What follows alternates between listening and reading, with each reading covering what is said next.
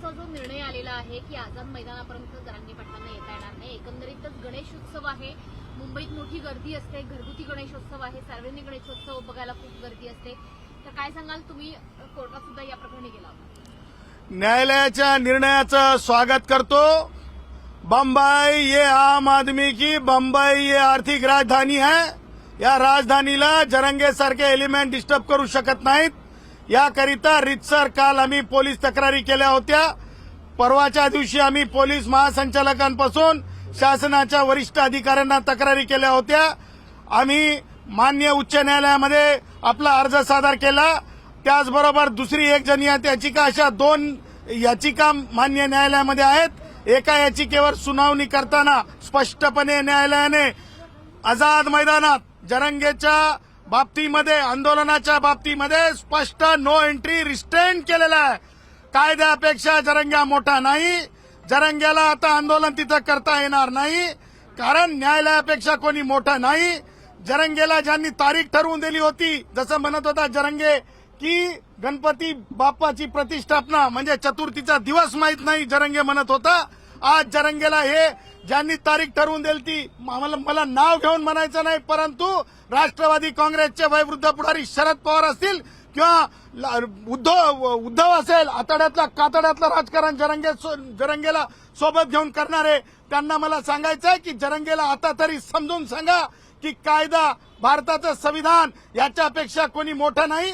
आणि बॉम्बेमध्ये येऊन आंदोलन आता 2 आठवडे करता येणार नाही. हा न्यायालयाचा निर्णय भारतीय संविधानाच्या आर्टिकल 144 खाली प्रत्येकाला लागू आहे. सरकारला आता आझाद मैदानात जरंगेला परवानगी देता येणार नाही. सरकारला सुद्धा आझाद मैदानात आता जरंगेला परवानगी देता येणार नाही, हे मी डंक्याची चोट पे सांगत आहे. मात्र नवी मुंबईत ही परवानगी द्यायला सरकारला मुभा असू शकते असं म्हणण्यात आलेलं आहे. मुंबईत परवानगी नाही, पण नवी मुंबईत परवानगी एक लक्षात ठेवा, मुंबई की बात चल रही होती भाई, बम्बई की बात चल रही थी. बम्बई में जरंगे को नो एंट्री आजाद मैदान में कोर्ट ने बोला है. रही बात नई बम्बई की, नवी मुंबईच्या बाबतीमध्ये जरंग्याला आधी अर्ज करायला सांगा. त्याचबरोबर आंतरवली सराटी ते नवी मुंबईपर्यंत सुद्धा अर्ज करावे लागतील. त्या अर्जावर उचितपणे योग्य वेळी आम्ही निर्णय करू. परंतु महाराष्ट्रातील तमाम माझ्या मराठा भावांना सांगायचंय की जरंगे कायदेशीर आहे की नाही, आता तरी विचार करा. जरंगेचं आंदोलन हे राजकीय हेतूने प्रेरित आहे, हे आता सगळ्यांनी लक्षात घेतलं पाहिजे. सण, वार, धर्म न समजणारी ही माणसं राजकारणासाठी अघटित करण्याच्या भानगडीत असतात, हे सुद्धा आम्ही आमच्या याचिकेमध्ये नमूद केलेलं आहे. मात्र त्याबरोबर जरांगे आता असं म्हणतायत की मी सुद्धा या संबंधात कोर्टाला विचारणा करेल, आम्ही सुद्धा कोर्टात जाऊ की या आंदोलनाला परवानगी मिळाली. अरे तुला येऊन कोर्टात मत सादरच करावं लागेल. ही काही तुझी चलती नाही आहे.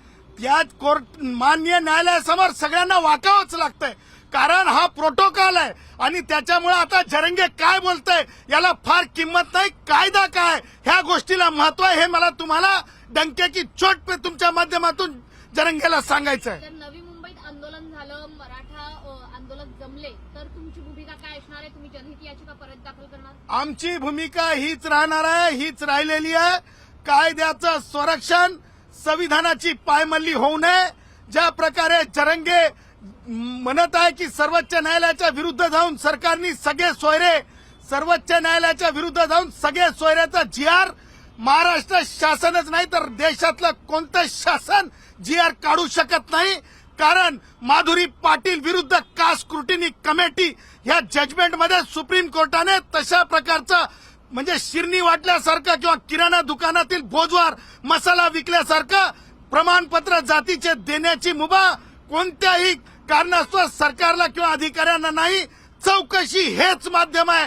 आणि त्याच्यामुळे घडी घडी जरंगे जो म्हणतो की एवढ्या नोंदी सापडल्या, त्या नोंदी मागासलेपणासाठी ठरत नाहीत, हे सुद्धा ठणकावून कायदेशीररित्या आपल्या माध्यमातून तमाम महाराष्ट्रातील माझ्या मराठा भावांना, भूलथाप्यांना बळी पडू नका जरंगेच्या, ह्याकरिता मी सांगत आहे. वारंवार जरंगे आपली मागणी मांडतात, सरकार कुठेतरी आमची दिशाभूल करते असं त्यांनी म्हटलेलं. त्यांनी म्हणून हे टोकाचं पाऊल आज उचलत होते, परंतु कोर्टात थांबवलंय. तुम्हाला मला हेच सांगायचं आहे की ही अशी माणसं जी आहेत न्यायालयाच्या भाषेशिवाय समजत नाहीत. कारण ह्या माणसांच्या डोक्यात जात असते, जात जाता जाता जात नसते. ज्या वेळेस महाराष्ट्रातले मुख्यमंत्री आदरदान मराठा असतात त्यावेळेस या कुरापती ही लोक करत असतात आणि त्याच कुरापतीचा भाग जरंगे आहे. आणि म्हणून मला हे म्हणायचं की जरंगेची ह्यापुढे बेकायदेशीर कोणते कृत्य चालतील असं मला वाटत नाही. कारण जरंगेच्या प्रत्येक आंदोलनाला हिंसेचा इतिहास आहे. जरंगेच्या प्रत्येक आंदोलनाला हिंसेचा इतिहास आहे. मात्र गेल्या वेळेचं जसं आंदोलन झालं की नवी मुंबईहून आंदोलक हे परतलेले होते, यावेळी सुद्धा असं काही मध्यम मार्ग काढता येईल का? कारण मराठा आंदोलकांच्या भावना या सुद्धा तीव्र आहेत. मराठा आमचे भाऊ जरंगे सोबत नाहीत. पॉलिटिकल जे ऍक्टिव्हिस्ट आहेत, जे जरंगेला रसद पुरवतात, जे साधन सामुग्री पुरवतात, ते लोक गाड्या भरून पाठवायच्या भानगडी करू शकतात आणि त्याच भानगडीत आहेत. मला सामान्यातल्या सामान्य मराठा भावाला सांगायचंय, जे राजकारणी आहेत तुम्हाला वापरत आहेत त्यांच्या वापराला बळी पडू नका.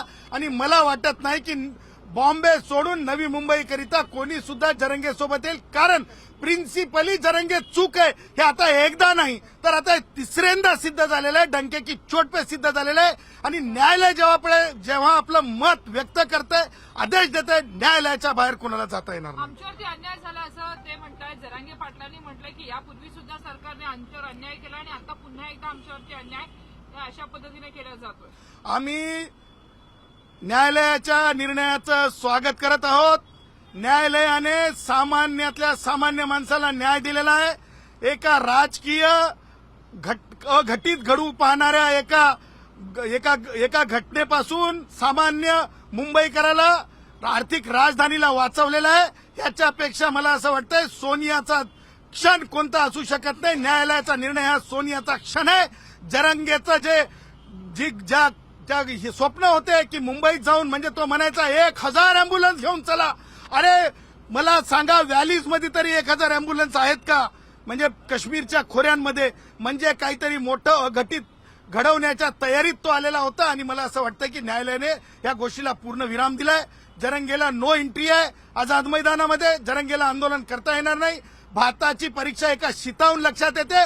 जरंग्या, आता तू जे सकाळपासून व्यक्त होत होतास ना, आता लक्षात ठेव, न्यायालयापेक्षा कोणी मोठं नाही.